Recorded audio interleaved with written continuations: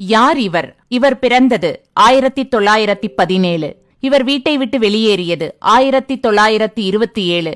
இவர் திரையுலகில் நுழைந்தது 1937. இவர் முதலாக கதாநாயகனாக நடித்தது 1947.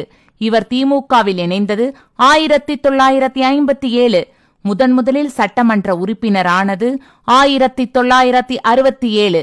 இவர் முதன்முறை முதலமைச்சரானது 1977. இவர் நம்மை விட்டு பிரிந்தது 1987.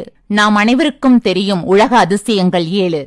இத்தனை ஏழை தனது வாழ்க்கையின் அத்தியாயங்களில் நிரப்பி இவரும் ஒரு மாபெரும் அதிசயமே. தலைவர் என்ற வார்த்தை கூறினால் இன்றும் நமது அனைவரின் மனக்கண்களிலும் ஒரு மாசற்ற உருவம் வந்து நிற்கும். அது யாருமல்ல, கண்டுபிடித்து விட்டீர்களா?